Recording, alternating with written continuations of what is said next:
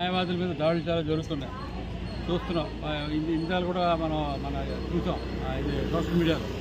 Advocate protection act ఉండాలని చెప్పేసి 2009లో విశాఖపట్నం పార్లమెంట్కి ఎంపీగా నేను బీఎస్పీ నుండి పోటీ చేసినప్పుడు ఇదే భారత్ స్టేషన్లో నేను ఇక్కడ ఫస్ట్ పిలిపించా. న్యాయవాదులు అనేవాడు ఒక కేసు ఒప్పుకుంటే కనుక అతనికి ఎవరితో శత్రుత్వం లేకపోయినా కూడా అటు ప్రతివాదితో కానీ అవతల పోలీసు వాళ్ళతో కానీ రెవెన్యూ వాళ్ళతో కానీ అథారిటీస్తో కానీ ఎవరితో అయినా అతనికి అనుకోకుండా శత్రుత్వం ఎలా వస్తుందంటే విపరీతంగా వస్తుంది. కొంతమంది దాన్ని పర్సనల్గా తీసుకొని అతని మీద అటాక్ చేయడం, కొంతమంది న్యాయవాదులు చంపడం కూడా జరిగింది, కొంతమంది న్యాయవాదులు అటాక్ చేయడం, వాళ్ళు అవమానించడం కూడా జరిగింది. ఒక్కోసారి సొంత క్లయింట్లు కూడాను కొన్ని అపార్థాలతో వాళ్ళు కూడా న్యాయవాదుల మీద దాడులు చేసే పరిస్థితి కూడా ఉన్న సంఘటనలు చూస్తున్నాం. కాబట్టి న్యాయవాదుల పరిరక్షణ చట్టం అనేది భారతదేశంలో ఉంటేనే న్యాయ వ్యవస్థ బలంగా కాపాడబడుతుంది. ఎందుకంటే భారతదేశంలో న్యాయ వ్యవస్థ ఒకటే సామాన్యులందరినీ కూడా కాపాడేది, సామాన్యులందరికీ కూడా అండగా ఉండేది.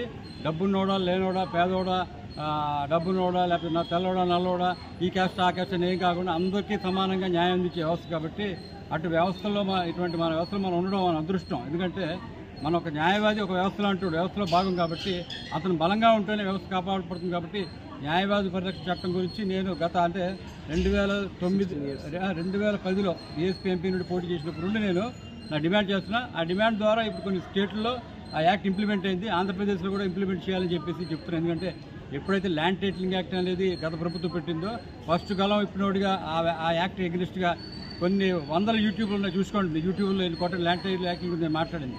అవన్నీ కూడా మనం చేసి ఈరోజు చైతన్యం తెచ్చి ప్రజల్లో గవర్నమెంట్ కూడా మారిపోయే పరిస్థితి వచ్చింది. కానీ అడ్వకేట్ ప్రొటెక్షన్ యాక్ట్ మనం ఎందుకు తెచ్చుకోలేకపోతుందంటే మనందరూ కూడా యూనిటీగా ఒక తాటి మీద వచ్చి తెచ్చుకోవాల్సిన అవసరం ఉంది. అలాగే న్యాయవాదులకు ఇన్సూరెన్స్, మనం ఇక్కడ కష్టపడుతున్నాం, మన ఇంట్లో ఏం జరుగుతుందో తెలియదు, మన పిల్లలకి ఏం జరుగుతుందో తెలియదు, మన విత్తులో బిజీగా ఉంటున్నాం, వాళ్ళకి ఇన్సూరెన్స్ కూడా చాలా అవసరం. కాబట్టి అది కూడా చాలా తక్కువ ప్రీమియం చేయాల్సిన అవసరం ఉంది.